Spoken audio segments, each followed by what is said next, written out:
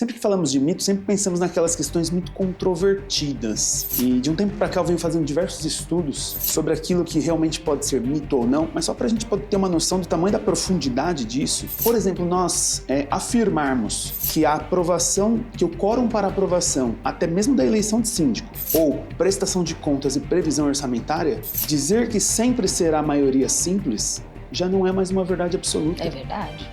Olá! Eu sou Vanessa Muniz e nós estamos em mais um Opinião Sem Muros do canal Conde TV. O programa que veio para revolucionar e criar os melhores movimentos de conscientização e reflexão neste ecossistema que é vivo. E para tanto, quebra o muro, preview!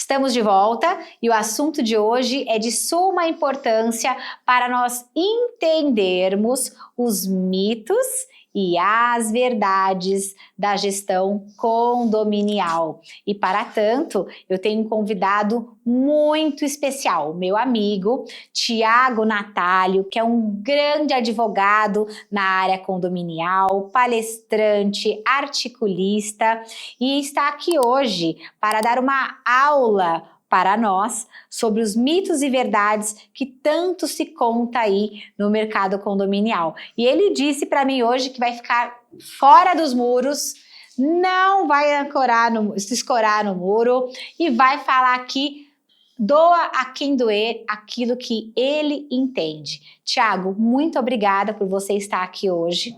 Gratidão eterna por você ter aceitado o meu chamado, o meu convite.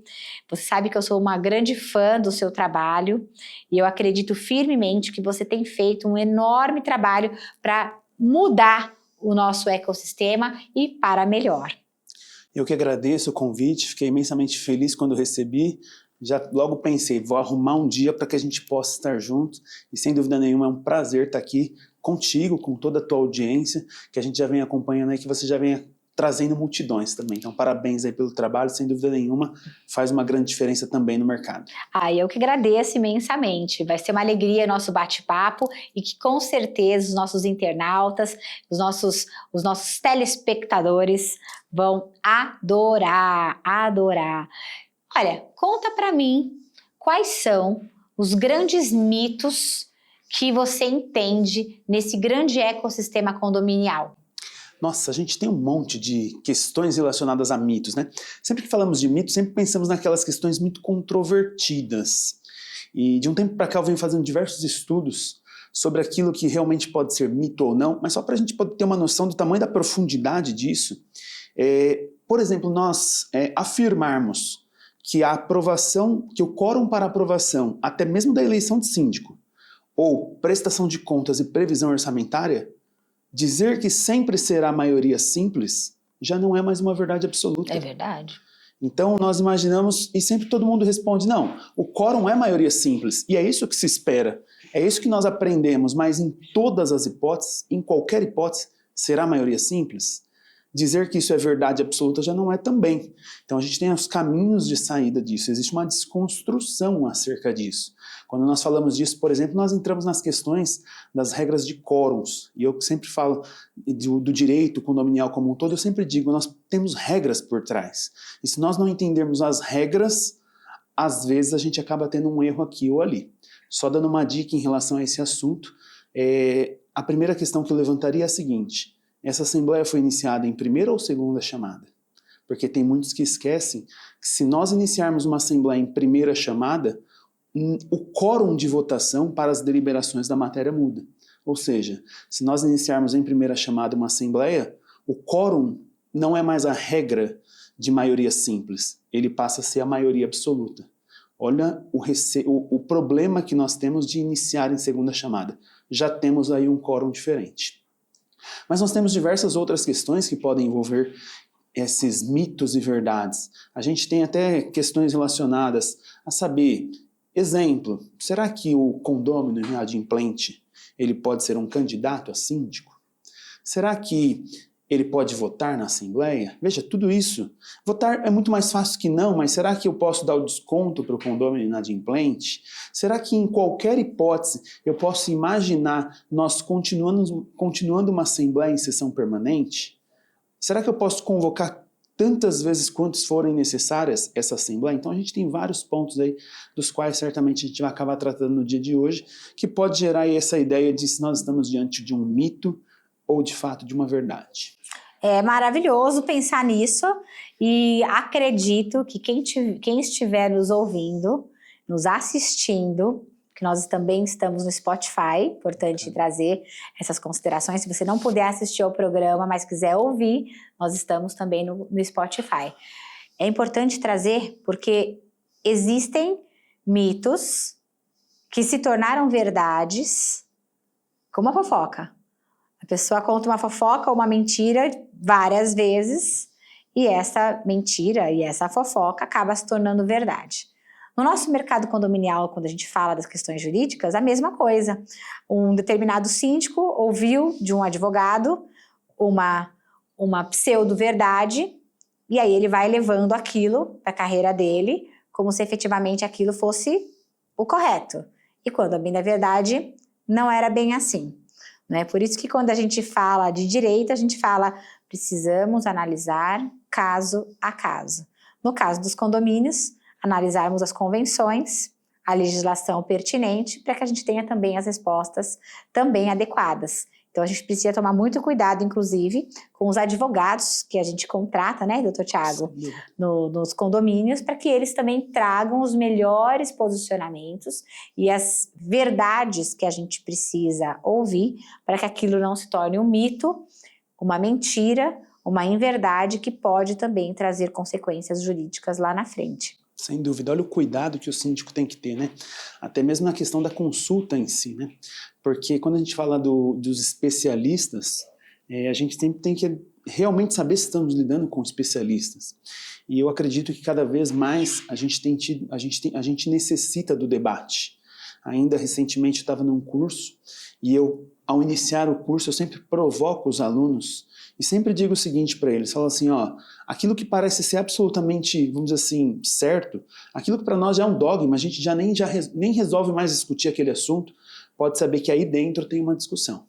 Quando a gente fala, por exemplo, ainda de mitos e verdades, eu levantaria até uma questão aqui, se a alteração da fachada é como falam, que dependeria de unanimidade ou 2/3 para alteração. Eu sou absolutamente contra esse tipo de linha de raciocínio. E depois eu vou explicar quais são as linhas de raciocínio para que nós possamos pensar de forma diferente. Mas só para você ter uma noção, nós estamos num grupo de diversos advogados e nós estamos saindo, e aí vai ser para o futuro, com um parecer técnico exatamente defendendo que a alteração da fachada ela pode ter, sim, a possibilidade de uma alteração por maioria simples. Ou seja, por um quórum simples na Assembleia. Mas que se nós perguntarmos para qualquer um, já levanta e vem à mente a primeira coisa, ou depende da unanimidade, ou depende de 2/3. Mas a gente tem explicação para mostrar que não é esse o caminho. Aí tá vendo? Por isso que é importante tratar com especialistas que trabalhem os dogmas, trabalhem as ideias, que façam realmente como eu posso dizer, um esmiuçar da legislação, para ver aquilo que ninguém está vendo. Super importante. E você falando em fachada, eu quero fazer um agradecimento ao nosso patrocinador, a Atala Engenharia, trazendo as melhores soluções para os nossos prédios. Confira!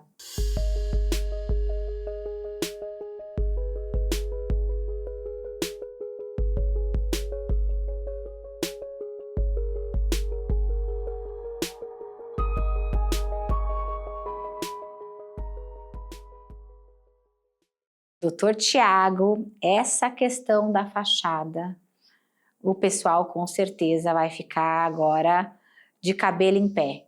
Conta pra gente mais um pouquinho. Vamos lá. Primeiro detalhe que a gente tem que, vamos dizer assim, como início, a gente tem que pensar qual é a regra. sempre como eu disse no início, para tudo nós temos uma regra. E existe uma regra prevista para nós entendermos os quórums. Essa regra ela tem previsão no 1353, onde lá diz da seguinte forma, que uma assembleia iniciada em segunda chamada, os seus quórums para as deliberações, perceba, nós não estamos falando de instalação da assembleia, porque regras de instalação nem no Código Civil tem, são regras de convenção. Olha a primeira diferença que nós temos que fazer. Então, quando nós estamos falando de deliberação, iniciada em segunda chamada, a regra é maioria simples. Então, doa o que doer. A regra será maioria simples, salvo se nós encontrarmos um quórum diferente previsto na legislação. E essa previsão ela também pode estar dentro da convenção. Isso porque o artigo 1334 do Código Civil ele diz que compete à convenção também tratar sobre quórums. Então, se no seu condomínio tiver uma previsão escrita na convenção que a alteração da fachada depende de unanimidade, ok, aplica unanimidade. Se tiver previsão de 2/3, aplica os 2/3. Agora, a questão não é essa, a questão é se não tiver a previsão.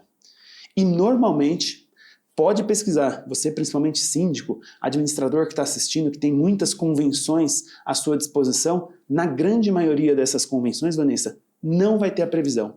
E sabe por que não tem a previsão? Porque normalmente a convenção traz a previsão daquilo que a própria lei já trouxe. E a pergunta que eu faço para quem está nos assistindo aqui é a seguinte: em que lugar está escrito na Lei 4591 ou até mesmo no Código Civil o quórum para alteração de fachada? A questão é, não está escrito. Alguns vão dizer o seguinte: ah não, mas eu lembro de um artigo que fala sobre o dever do condômino, que ao condômino é proibido a alteração da fachada. E de fato isso existe, mas isso é uma previsão de proibição ao condômino. O condomínio querendo fazer essa alteração é totalmente diferente. Isso nós já temos vários julgados em que nós não podemos confundir o momento em que o condômino busca alterar, e aí esse é proibido, ou seja, eu não posso querer colocar um toldo na minha janela, na minha sacada. Mas se nós todos resolvermos em assembleia que nós colocaremos um toldo em cada janela, isso será aceito. Então, são questões diferentes. Então, resumindo, está na convenção? Obedeça o que está lá. Seja unanimidade ou 2/3. Não está previsto? Já adianto para vocês não vão localizar isso na Lei 4591 e nem no Código Civil. Se nós não localizarmos, eu sei que dói no começo porque parece que a gente não está acostumado com isso, mas essa alteração poderá ser maioria simples. Regra geral. E por que eu digo que essa maioria simples ela poderá? É porque a depender do que nós iremos fazer, ela pode cair num outro sistema de quórum, que são os das obras. E aí eu posso ter uma obra voluptuária, útil ou necessária. Na ordem 2/3, maioria absoluta e maioria simples. E sempre que eu falo sobre isso, eu sempre mostro para o condômino e até mesmo para os síndicos que eles na prática alteram por maioria simples. Veja só, a título de exemplo, quem nunca num condomínio precisou fazer aquela colocação da tubulação de gás por fora? Sim. A pergunta é, isso altera a fachada? Não tenho dúvida disso. Isso altera. Você que está nos assistindo, você obedeceu a unanimidade que a gente julga ser? Certamente que não. Ou até mesmo 2/3? Muito provavelmente não. Deve ter sido maioria simples. A nossa segunda assembleia, em um condomínio, Vanessa, ela é a assembleia de padronização de fachada. Ou seja, para as pessoas que estão acostumadas a instalar condomínios. Se nós colocamos uma pauta de padronização de fachada, será mesmo que nós não estamos alterando a fachada? Não há dúvida que nós vamos alterar. E nos condomínios novos, por exemplo, esses você observa que após a cozinha, onde tem lá o tanque, a máquina, etc., vem com um buraco na parede, aquela área. Ali a gente vai decidir em assembleia se nós vamos colocar a esquadria branca, preta, alumínio, se o fechamento vai ser com basculante, sem basculante, quantos vãos que vão ter, se o vidro vai ser para cima, para baixo, para o lado, para o outro, a abertura, se vai ser jateado ou não. Para os condomínios que não têm sacada, porque os que têm sacada é fácil, você coloca lá no peitoril, e os que não têm sacada você decide até onde a condensadora do ar vai para o lado de fora. Que local que ela vai ficar? Quantos centímetros? Será mesmo que nós não estamos alterando a fachada? Com certeza que estamos. E na prática, sabe como estamos fazendo? Por maioria simples. E por que nós não aceitamos, e olha como é diferente quando nós comparamos, por exemplo, com uma alteração da convenção de condomínio. Eu não conheço ninguém que conseguiu alterar a convenção de condomínio por maioria simples, levando no jogo, não, vamos que vai dar certo. Não. E é por esse motivo que na prática a gente leva isso na Assembleia e na Assembleia passa e ninguém para na gente e fala assim, Vanessa, mas a alteração da fachada não é unanimidade?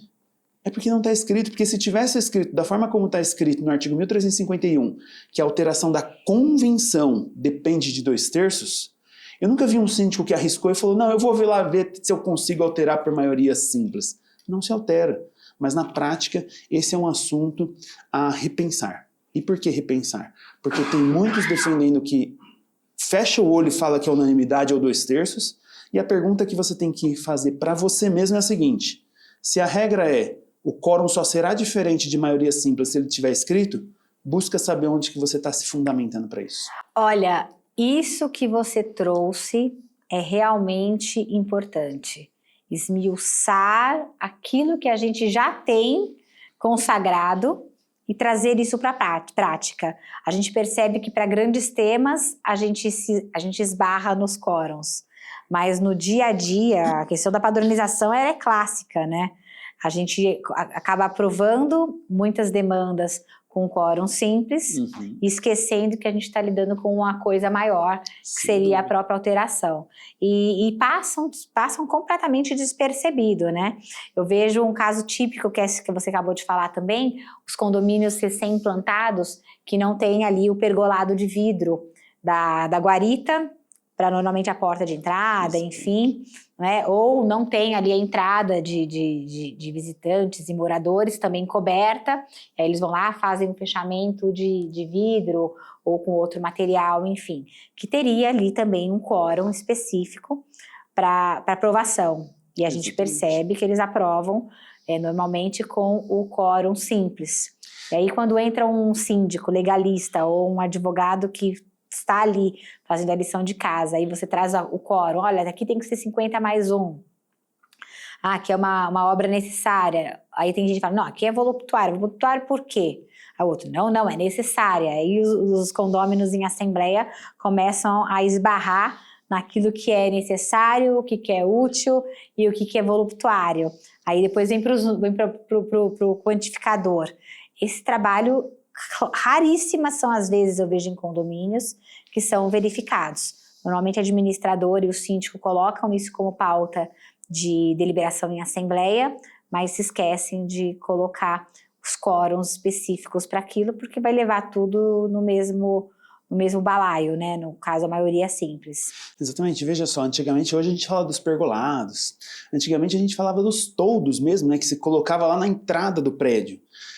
Quando eu coloco um toldo na entrada no prédio, eu saí para trabalhar, voltei, não tinha nada, cheguei com um toldo, não tenho dúvida que altera. E aí exatamente cai nesse detalhe, Vanessa, que a questão é, qual vai ser a narrativa a ser aplicada, porque se estamos falando de obra, qual é a narrativa? Então se a obra for necessária, maioria simples, útil, maioria absoluta e voluptuária 2/3. Lembrando que ao pé da letra, se nós fôssemos pegar útil, em tese tudo é útil, porque o conceito diz que é dar uma melhor utilização para a própria coisa. Perceba como que é importante a narrativa de trazer isso para a necessidade, porque tudo parece ser útil. E, obviamente, a voluptuária estaria um pouco distante disso. Mas de fato, vamos dizer assim, a gente precisa se aprofundar nisso. Porque cada vez mais a gente vai para uma assembleia, aí as pessoas não perguntam, então deixa passar. Mas calma aí, por que está todo mundo deixando passar? Será que é porque ninguém está conseguindo fundamentar de fato a necessidade dos 2/3? E no condomínio que nós trabalhamos, será que o condômino deixaria passar a alteração da convenção por maioria simples? De jeito nenhum. Por quê? Porque ele pega o Google e fala, tá aqui ó, aqui fala que são 2/3. A questão que a gente levanta e fala o seguinte, que lugar que está escrito que são 2/3 a alteração da fachada? E a mesma coisa nós poderíamos pensar, por exemplo, as alterações das áreas comuns, afinal de contas, que lugar que tem a previsão da alteração da destinação? Esse é um outro ponto do qual geraria essa mesma pergunta. Como que vocês estão aprovando os mercadinhos dentro dos condomínios de vocês? Esse mercadinho, ele tem alterado a destinação. E quando nós falamos de destinação, perceba, nós lembramos de comercial para residencial. Mas perceba, não estou falando da alteração da destinação da edificação. E muitos confundem também, no meu ponto de vista, acredito que de forma equivocada, que o artigo 1351 que alterou em 2002, salvo engano, ou 2022 ou 2023, de unanimidade para 2/3, ele não está falando de área comum, porque lá fala da alteração da finalidade da edificação como um todo ou da unidade imobiliária. A gente não pega um apartamento, que é uma unidade imobiliária, para colocar um mercadinho, a gente pega uma área comum. E onde tem a previsão, que lugar que está escrita a previsão da alteração da área comum? O raciocínio ele é absolutamente o mesmo. Exatamente. Perceba, e é por esse motivo, e também por não estar escrito de forma muito clara, que quando tem a assembleia que todo mundo vai colocar o mercadinho, ninguém vira e fala o seguinte, aqui está escrito que são 2/3. Então é essa mesma linha de raciocínio que a pessoa poderia se utilizar para aplicar e para dizer que a alteração da área de lazer, a alteração da área comum, ela poderia ser entendida também por maioria simples, desde que iniciada em segunda chamada. Porque se nós iniciarmos em primeira chamada, a regra muda. Por amor ao debate também, sendo fiel, porque muitas pessoas nos assistem, alguns podem defender o 2/3 não por essa teoria que não aponta nada, mas por uma outra teoria que defenderia o seguinte. Uma teoria que diz o seguinte, tem um auto de especificação que é um documento onde aponta cada área do condomínio. Alguns, esse auto de especificação está no corpo da convenção. E se tiver no corpo da convenção, alguns defenderiam o seguinte, não, mas a convenção fala que naquele local é mercado. Então, por essa linha, que eu acho que seria um pouco mais tradicional, por amor ao debate também, sendo, vamos dizer assim, fiel e não querendo trazer só um lado, alguns iriam por essa linha. Mas na prática, a grande maioria está colocando o mercado, colocando o pet place, que eu vejo também como necessário nos condomínios, a gente precisa criar caminho de solução nos condomínios, caminho de soluções, mas eles estão colocando sem ser por 2/3, sem ser por unanimidade. E o que, para quem defende unanimidade ou 2/3, deveria ficar com o cabelo em pé. Só não ficam e só aceitam porque pode ser que não seja assim tão certo como para alguns que estão vendo essa linha de raciocínio, parecia ser até hoje. Alguns têm um pensamento mais conservador, quando interessa, e aí quando não interessa, o pensamento que não seria tão conservador assim, mas que levaria a pé da letra aquilo que está sendo estabelecido, né? Eu penso que esse debate ele é completamente necessário. Eu agradeço, inclusive, você por ter trazido essas reflexões no nosso programa, porque pouquíssimos advogados trazem essas questões de uma forma assim tão clara. Então, eu já te agradeço. Falando em mini mercado, o doutor Thiago aqui falou sobre os mini mercados. Como é que está o mini mercado do seu condomínio? Praticidade, comodidade, segurança e receita. É com a Market for You. Confira! O Market for You é a maior rede de mini mercados autônomos do Brasil e está presente em todas as regiões do país, com mais de 2.100 lojas e mais de 1 milhão de transações todos os meses, tornando a rotina de milhares de pessoas mais prática. Thiago, vou te falar, hein? Não imaginei que você fosse trazer uns temas tão incríveis para a gente poder debater. E me fala uma coisa, como é que fica a questão dos síndicos quando você apresenta essas dinâmicas, principalmente em condomínios onde você ainda não era o advogado, e aí você pega alguns embrólios pelas atas, né? A gente não costuma, pelo menos eu acredito que você também seja assim, pega algumas atas anteriores para verificar de que forma que algumas demandas foram aí deliberadas. Eu falo pelos síndicos na prática, mas também falo com a experiência de sala de aula, já aí com mais de 2.000 síndicos que passaram pelos nossos cursos. A grande maioria, eles, vamos dizer assim, como eu disse no começo, eles têm alguns dogmas. Algumas coisas já não se discutem mais. E o que eu trago muito para o curso nós vamos discutir aquilo que parece ser óbvio, mas que no final das contas não é tão óbvio assim. E perceba que nós estamos discutindo um assunto que eu tenho certeza que várias pessoas que estão nos assistindo, e eu sei o público que vocês têm, que é bastante qualificado, vai ter gente que vai comentar, vai falar assim, não, esse advogado é louco. E recentemente, como eu disse, nós estávamos num grupo de diversos advogados, inclusive vai ser uma nota técnica sobre esse assunto, e eu iniciei junto com outras pessoas, nós fizemos essa defesa. A primeira conclusão que nós chegamos na nota técnica que vai sair vai ser dizer o seguinte, que eu não estou considerando a convenção, porque se a convenção disser, nós precisamos obedecer à convenção, e a convenção tem essa possibilidade de tratar sobre quórum. Se a convenção nada disser Perfeito. sobre 2/3 ou unanimidade, a primeira conclusão que nós chegamos é a seguinte, o quórum, ele não está previsto na lei. E se o quórum não está previsto na lei, essa é a conclusão, Isso. nós precisamos entender qual que é a regra do quórum. E essa regra está no 1353, ou seja, de maioria simples. Ressalvado a questão de ser uma obra útil, necessária ou voluptuária que pode alterar o quórum. Mas perceba, como regra, maioria simples, como obra, podemos ter uma alteração. Mas a grande maioria das obras que você vai observar que nós fazemos na fachada, elas são obras necessárias. Por exemplo, voluptuária, eu não vi ninguém ainda que quis colocar uma obra de arte no topo do edifício. Nem eu. Que bom! Mas se fosse essa alteração da fachada, seriam 2/3. Nós temos uma cidade repleta de antenas. Eu ia falar isso. Olha só, afinal de contas, e olha o detalhe, até pouco tempo atrás, nós fazíamos e nós não tínhamos nenhum requisito sobre esse assunto. Só que nós, aqui em São Paulo, somente para quem está em São Paulo, nós tivemos uma nota da prefeitura que, ao querer legalizar essas empresas que trabalham, olha só, a prefeitura exige que traga um quórum de 2/3. A prefeitura, e a sua empresa só pede porque a prefeitura está exigindo dela.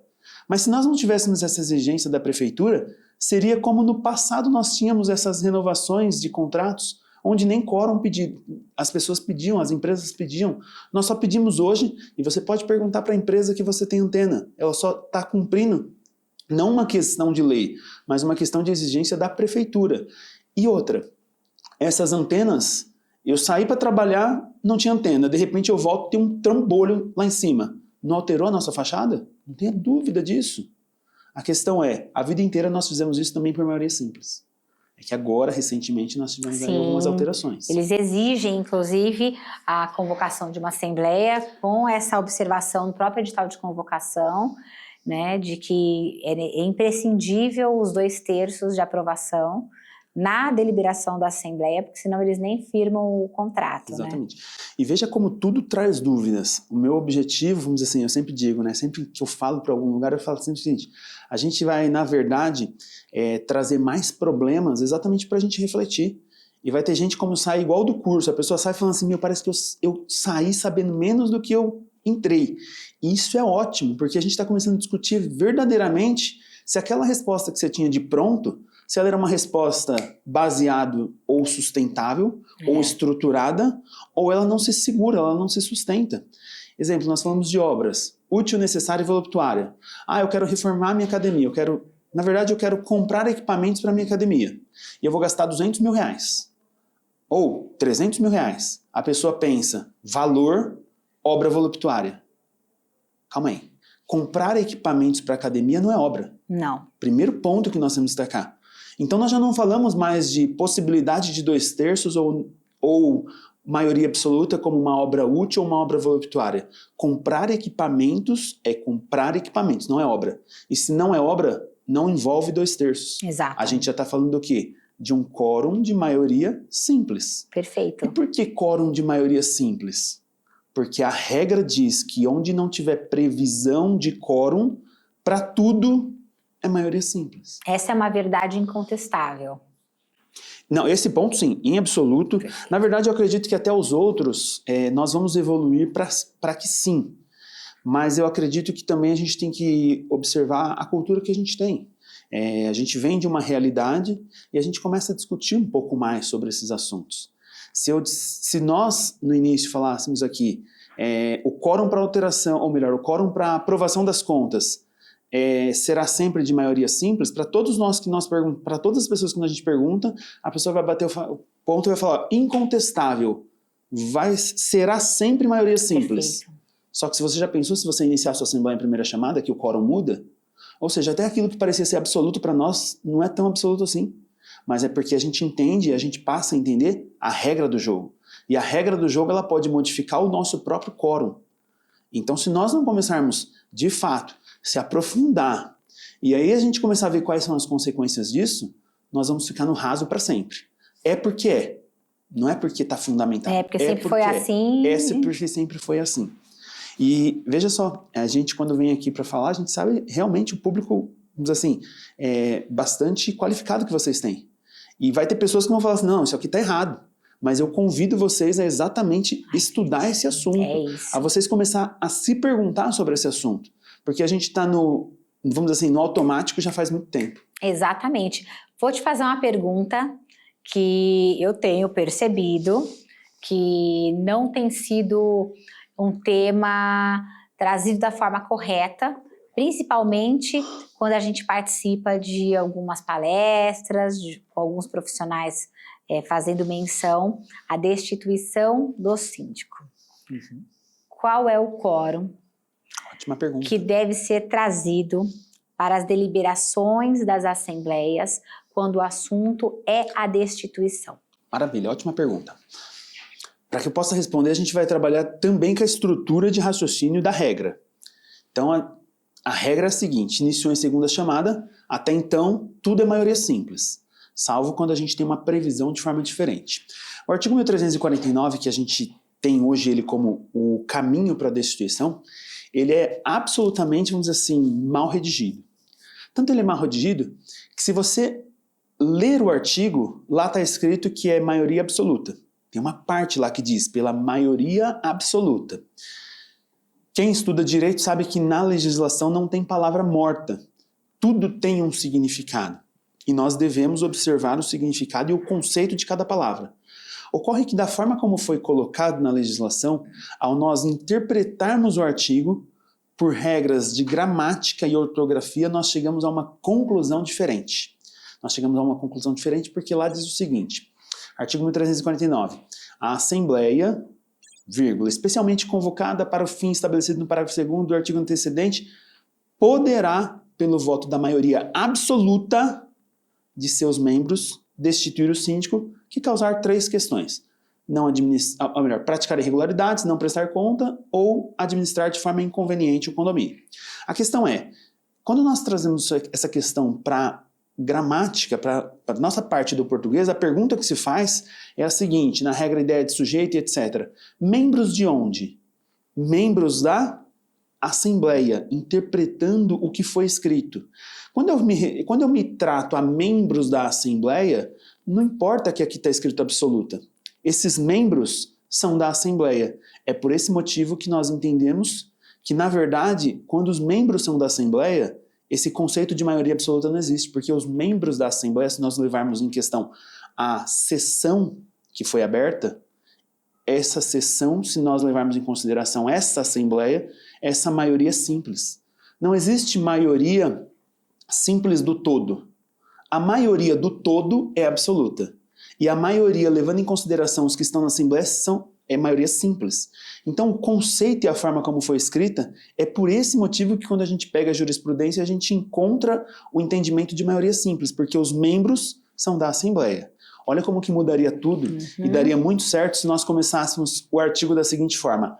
O condomínio, olha só, não é mais a Assembleia, o condomínio poderá, por maioria absoluta dos seus membros, destituir o síndico. Membros de onde? Do condomínio. Se eu falo do condomínio, eu falo em relação ao todo. Então, o que eu poderia fazer? Onde está escrito maioria absoluta, eu poderia tirar a palavra absoluta, porque ela não serve para nada ali. E ó, eu tirando a palavra absoluta, a Assembleia poderá, por maioria de seus membros, para que eu preciso do absoluta? Para nada. Para nada. Então, o entendimento hoje, pela jurisprudência, maioria simples. Agora, a questão ela não está aí, porque isso para nós é pacífico. A questão é, será que nós não podemos ter um quórum diferente do que está escrito? E aí a gente vai ter um confronto de artigo. E a gente vai ter que começar a se perguntar também o seguinte, será que a convenção pode falar de forma diferente ao que diz na legislação? Ou outra pergunta, será que o Código Civil permite que a convenção coloque um quórum de forma diferente? E aí é que vem a questão. Se nós observarmos o artigo 1334 do Código Civil, ele diz o seguinte: a convenção determinará as regras relativas às assembleias, a sua forma de convocação e os seus quórums. Se fala que a convenção pode deliberar sobre quórum, ao pé da letra, a convenção poderia falar de forma, vamos dizer assim, da forma como quiser. Então a pergunta que vem é a seguinte, e isso aí também é uma outra teoria da qual tem já julgado sobre esse assunto, é que esse assunto também não é levado em, vamos dizer assim, como uma cobrança de condomínio, é levado pouco ao judiciário, mas a gente já tem julgado sobre esse assunto, que diz o seguinte: se a sua convenção for anterior ao Código Civil, a sua convenção anterior, veio a lei falando sobre a maioria simples, não vou nem usar o termo absoluta, a gente aplica o que está na lei, porque a lei é posterior. Mas se a sua convenção for posterior ao Código Civil, onde nessa mesma convenção de 2002, ela permitiu que a sua convenção falasse sobre quórum, nós poderíamos entender que a convenção falando de forma diferente, nós aplicaríamos a própria convenção. Sim. Entendeu? Onde, em alguns momentos, nós podemos imaginar que nós temos um quórum para a destituição do síndico diferente de maioria simples. E olha só o detalhe como que isso é muito complicado. Por quê? Foi tão mal redigido e é tão óbvio que maioria absoluta é do todo, que a gente tem convenção, por exemplo, Vanessa, que ela vem falando exatamente com as mesmas palavras do código, ela muda só um pouquinho, a gente sabe que toda convenção é assim, e algumas elas colocam entre parênteses assim, ó, onde está escrito maioria absoluta. Considera-se maioria absoluta o todo, a 50% mais 1 da fração do condomínio como um todo. Ou seja, se eu tenho isso de forma absolutamente clara, porque entendeu que a convenção era diferente, olha o problema que eu tenho. Eu tenho a convenção interpretando o artigo da lei diferente do que o julgado, do que a jurisprudência está fazendo hoje. Só que na jurisprudência eles interpretam desse jeito porque está mal redigido. Sim. Mas na convenção pode estar absolutamente bem redigido. E dizendo, inclusive, o que significa maioria absoluta. Olha como que isso tudo é muito mais profundo do que simplesmente dizer é maioria simples, porque eu também não quero discutir esse assunto, porque falar que é maioria simples é muito mais fácil. Você viu como pensar acaba sendo trabalhoso? Então as pessoas, para não ter que pensar, preferem efetivamente ir no mais fácil. Bota tudo no mesmo balaio de gato, que é isso aí. E nem tudo é como parece, né? É verdade. Por isso, pessoal, mitos e verdades na gestão condominial. Se você não se aprofundar, você pode ter uma assembleia anulada. A pessoa que estiver com a razão, detalhe, baseada naquilo que realmente é a verdade e não no mito, vai levar um inconformismo para o judiciário. O judiciário vai trazer as considerações que são as reais. Então a gente precisa tomar muito cuidado, porque nem tudo que é levado para a deliberação sem respeito aos quórums ou da forma correta pode virar uma verdade dentro daquele condomínio. Tem que tomar muito cuidado. Falando em verdade, você tem os totens de segurança colaborativa no seu condomínio? Fora dos muros, as pessoas estão se sentindo protegidas? Olha, fale com o pessoal da CoSecurity para o seu condomínio. Confira.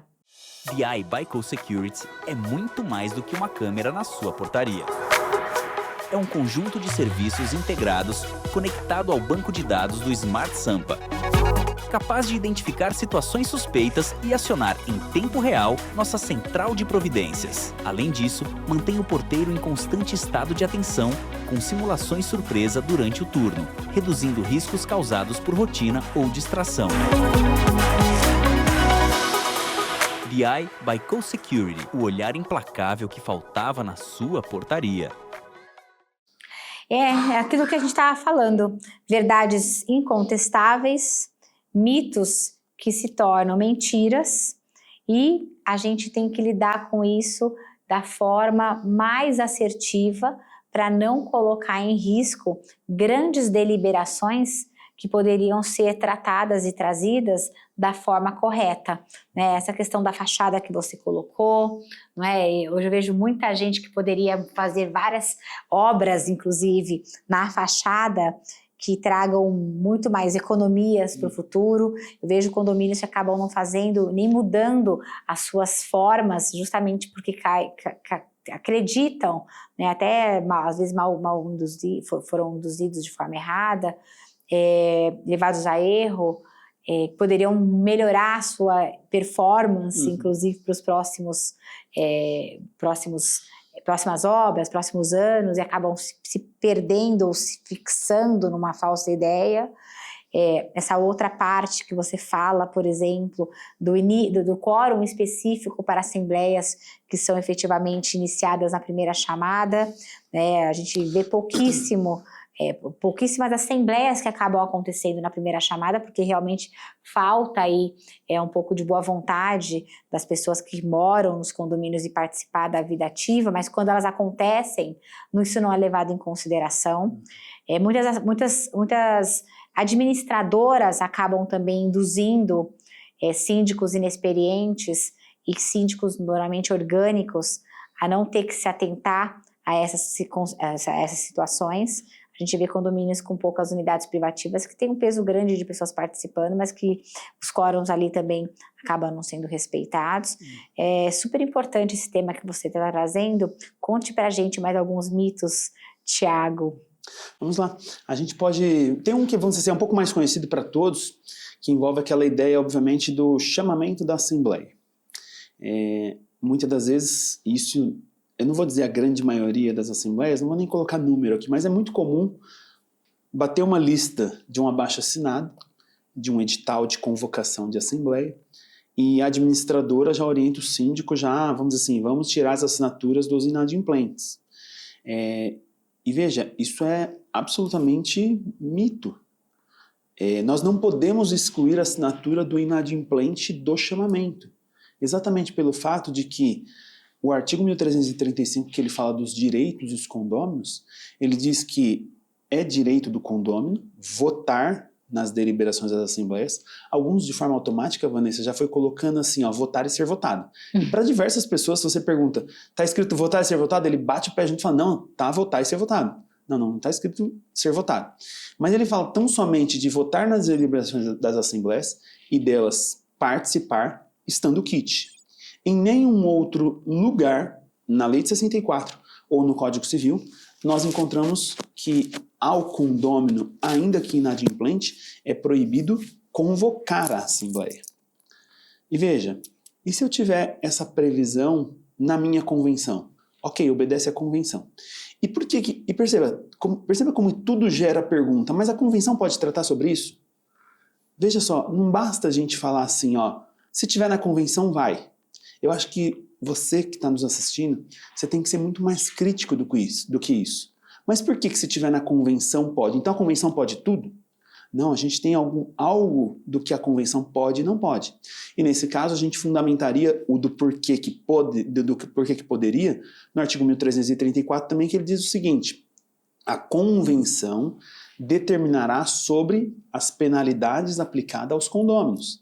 Então, quer queira, quer não, é uma medida de penalidade. Como nós temos normas na convenção que diz que se a pessoa estiver inadimplente, ele não pode ser candidato.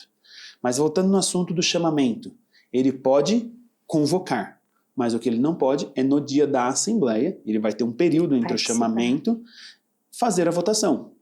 E nós poderíamos chegar numa discussão até dessa questão. Pode participar ou não pode participar, o que está escrito lá, mas nesse ponto a gente tem esse destaque. Ao condomínio inadimplente ele pode convocar. E o fato de convocar não se mistura com o fato de votar. Então ele tem essa permissão também. Da mesma forma que o condômino inadimplente pode participar do sorteio das vagas de garagem, né? Porque aí tem a ver com o direito de propriedade dele, né? De poder usar, gozar, enfim. E a gente percebe que em alguns condomínios, o síndico, a administradora, o pessoal do conselho mal instruídos, às vezes não tem advogado, vão no achismo mesmo, proíbem os inadimplentes de participar dos sorteios das vagas ou os colocam por último, quando tem né? alguma questão de escolha. E né? ainda vai naquela linha, né? Além de ser o último, é a vaga travada, a vaga dupla, tripla, na chuva, do jeito que for, pior. E veja, mais um mito. Na verdade, vamos dizer assim, nós não poderíamos ter esse tipo de restrição, exatamente pelo ponto que você traz. O condômino inadimplente, ele participa do sorteio não porque está na condição de ser adimplente, mas porque está na condição de ser proprietário. Então ele tem direito. E é por essa mesma linha de raciocínio que nós não podemos também excluí-lo de fazer alocação de salão de festas. Ah, mas no salão de festas a gente vai perder o dinheiro porque ele vai pagar depois. É fácil, muda a regra e agora paga antes, paga na reserva. Mas veja como as coisas são diferentes. Sobre esse assunto de participação, ou melhor, de locação de salão de festas, a gente já vê muito mais condomínios, vamos dizer assim, impondo esse tipo de regramento. E veja, é uma cultura. Em condomínios, se você chegar lá e falar assim, isso não pode, vamos dizer assim, eles te lincham lá dentro. Por quê? Porque eles já vêm numa linha desse jeito há muito tempo. Nós tínhamos até pouco tempo atrás condomínios que cortavam a água deliberadamente. Pois é, proibiam acesso ao elevador, exatamente, às áreas comuns. E nós temos diversos condomínios, vamos dizer assim, mais periféricos à cidade, em que isso continua como uma prática. Porque muitas das vezes o valor do condomínio lá ele é praticamente o valor da água com mais um pouquinho, porque o condomínio não tem nada. E eles continuam fazendo esse formato desse corte, porque senão eles também não sobrevivem. E aí cortaria a água de todo mundo. Então cada condomínio é uma realidade. A gente vem aqui para trazer a informação de fato da forma como ela é, sem receio algum, mas esse é um dos pontos os quais a gente tem que ter um certo pé atrás e não simplesmente excluindo de forma aleatória, pois não tem essa previsão na legislação. Exatamente, os usos e costumes, né? A gente ainda vê muito essa questão. Quando você vai e bate de frente com isso, você fala, olha, peraí, aqui não. Aqui dessa forma que vai ser, sempre foi assim e vai continuar sendo assim. A gente respeita, mas a gente tem que saber o que é o correto, o que é o mito e o que é realmente a verdade. Com relação a não conceder desconto para o inadimplente. A gente sabe que o síndico efetivamente ele não tem ali, né, como conceder. Até porque se ele tiver que dar esse desconto, ele vai ter que pagar depois com os próprios recursos. E a Assembleia? Ótima pergunta também. Muitas das vezes as pessoas vêm naqueles degraus de hierarquia, né? E o conselho? Mas e a Assembleia? A Assembleia não é soberana? A Assembleia não pode tudo? Será que a Assembleia pode tudo? E veja só, me traz aqui a ideia de lembrar de uma outra regra. Eu sempre distribuo a gestão de condomínios, a forma como a gente lida com condomínios, sempre em regras. Porque às vezes a gente pergunta alguma coisa, mas a gente não entende a regra que nos dá esse amparo. E a regra inicial, antes de tudo isso, é a seguinte. A gente tem uma legislação que ela é aberta, que dentro do nosso direito privado, a regra geral é que tudo é permitido. Então, se tudo é permitido, eu só não posso aquilo que a lei proíbe.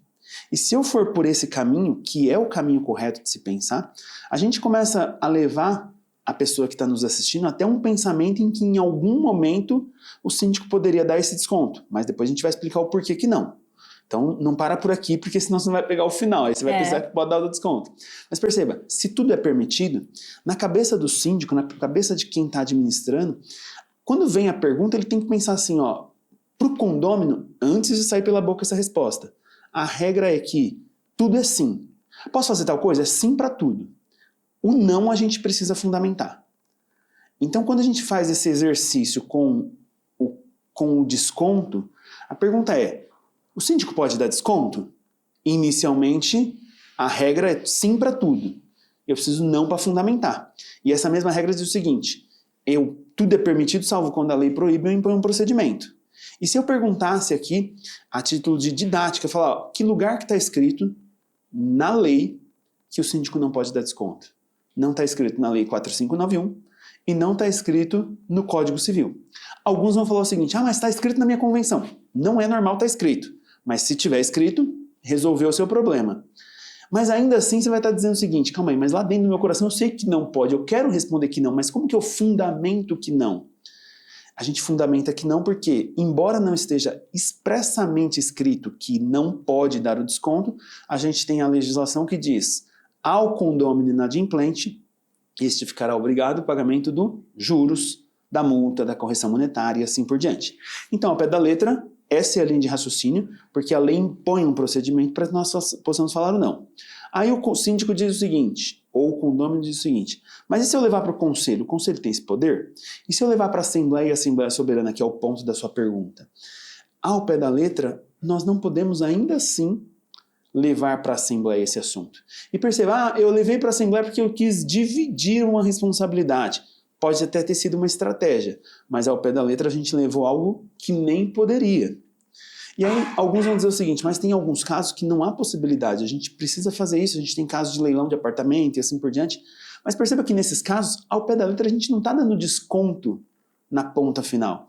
A gente está dando um desconto, vamos dizer assim, meio que parcial. A gente está dizendo o seguinte, lá, quando o apartamento está indo a leilão, que para o arrematante a gente abre para ele que a gente não vai cobrar dele. Mas não significa dizer que é desconto absoluto, porque essa dívida continua, o remanescente, em relação ao devedor principal. Sim. A gente continua perseguindo o devedor principal. Mesmo nós levando para a Assembleia, perceba que não foi um desconto. A gente disse que não vai cobrar desse, mas do devedor principal a gente vai continuar. E com isso a gente obviamente libera o apartamento para que o arrematante consiga fazer, porque muitas das vezes esse é o único caminho. Mas ao pé da letra, mesmo levando para a Assembleia, a gente não teria essa possibilidade. Por quê? Porque a lei impõe um procedimento, e quando a lei impõe esse procedimento a gente precisa obedecer. Eu poderia levar, por exemplo, para a Assembleia que eu não quero fazer o seguro do prédio? Não. E ai do síndico se levar. Que eu não vou recarregar o extintor? Não. E ai do síndico se levar. Ah, mas aprovou pela Assembleia, a Assembleia é soberana. Mas nem para tudo a Assembleia é soberana. A Assembleia não pode ser contra a própria legislação. Então, ao pé da letra, esse é um dos pontos aí dos quais a gente precisa entender de forma um pouco mais aprofundada. E perceba, não é o porquê, não é o sim ou não. Todo mundo falaria, não pode ou pode porque é a Assembleia é soberana. Mas a gente precisa de explicação para isso, Vanessa. O que está faltando, às vezes, é você conversar com o síndico, com o administrador, com as pessoas que são gestores voltados ao condomínio, e a gente conseguir perguntar para ele conseguir fundamentar, ele conseguir fazer o quê? Convencer. Porque se nós estivéssemos falando de um processo, perceba, o juiz, na verdade, ele tem advogado de um lado e advogado do outro. Quem que vence a causa? O advogado que melhor convence. Para o síndico que tem que convencer todos os dias. Você veja, até o aumento do condomínio, que deveria ser óbvio, o valor que nós gastamos hoje, do ano passado, a gente não compra a mesma coisa. Deveria ser 5 minutos, eu chego lá e falo, precisa aumentar e ponto. Não, a gente tem que chegar numa assembleia. Aí você vê o síndico plantando bananeira para poder explicar um assunto que é óbvio. Mas enquanto ele não convence, ele não consegue tirar 1% de aumento. 1% de reajuste. Então o convencimento ele tem que ser, e a fundamentação ela tem que estar dentro do negócio. Se nós imaginarmos o sim ou não para tudo, o condômino sai infeliz, e quando ele sai na dúvida, quando ele sai sem ser convencido, gera um problema. Isso a gente aplica até no momento de uma advertência. Você dá uma advertência para o condômino, você dá uma multa para o condômino. Tem aquele condômino que ele não vai aceitar nunca, porque ele não foi convencido de que ele fez errado. Então esse convencer, esse fundamentar, ele é essencial. Não basta ser síndico, não basta ser advogado de condomínios, a gente precisa dominar a arte do convencimento. Exatamente. E mostrar o porquê sim, o porquê não. As crianças já falavam assim com a gente, né? Por que não, mamãe? Por que não, papai? E aí os condôminos fazem a mesma coisa. Por que não? Por quê? Então eles têm que mostrar os porquês, porque senão realmente a gestão vira um mito. Né? A gestão vira um mito e a verdade sempre liberta, né? Liberta dos problemas, liberta os condôminos daquilo que eles, às vezes, pelo achismo, acreditam ser uma verdade. E aí, pelo menos a gente sendo de verdade, sinceros, transparentes e mostrando o porquê das coisas, a gestão ela acaba ficando um pouco mais leve, né? E veja, por trás disso existe uma teoria também, né? Às vezes o nome em si, ele traz, vamos dizer assim, ele choca um pouco, mas é a teoria da persuasão.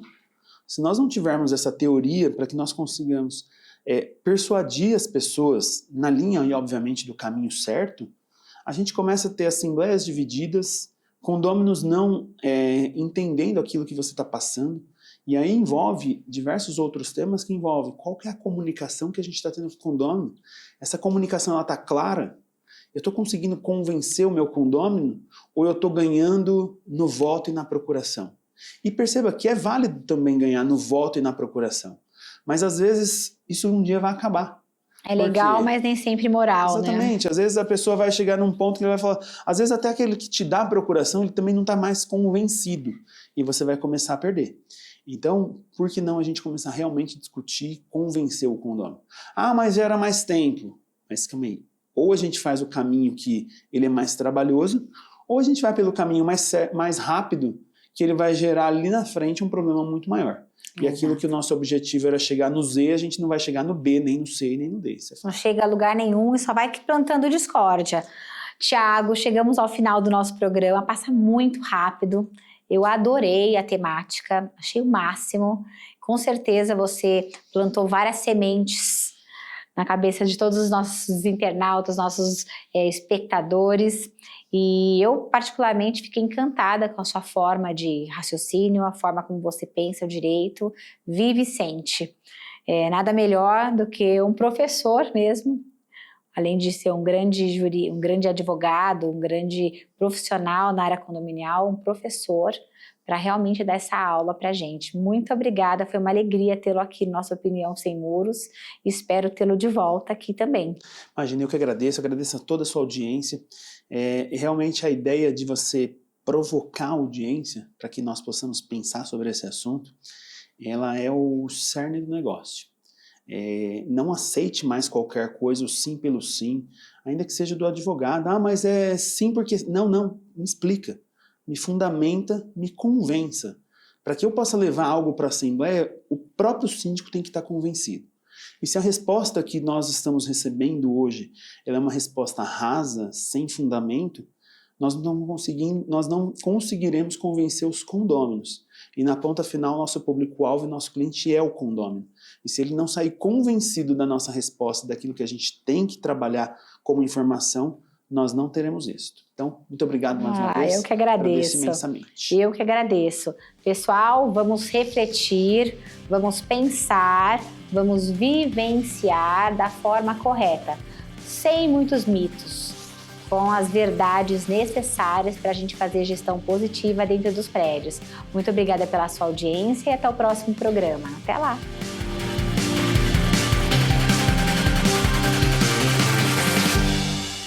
Conde TV. Informação de qualidade e credibilidade é aqui.